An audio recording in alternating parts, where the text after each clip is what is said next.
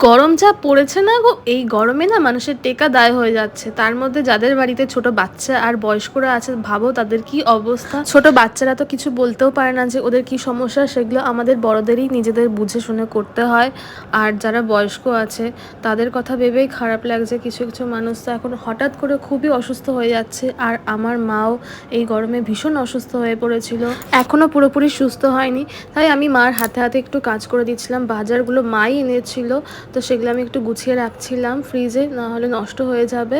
আর তারপর আমি ছেলের বোতল ফুটিয়ে তারপরে আমি একটু ছেলের রান্না করে নিচ্ছিলাম। রান্না বলতে অ্যাকচুয়ালি ওর যে মানে নিরামিষ তরকারি বা মাছের ঝোল এখন একটু মানে আমাদের মতন করে করার চেষ্টা করি, একদম সিদ্ধ সিদ্ধ খাওয়াই তো। আস্তে আস্তে ওকে তো অভ্যাস করাতেই হবে না, তাই জন্য আমি সেই রান্নাটা করে নিচ্ছিলাম। আর মেন রান্নাটা মাই করবে। আর এখানে আমি নতুন কিছু ট্রাই করেছিলাম। আজকে আমি চিংড়ি মাছ দিয়ে ঝোল করেছিলাম, তো দেখলাম যে কোনো অসুবিধা হয়, তারপর ওকে লেবু রস খাই দিলাম।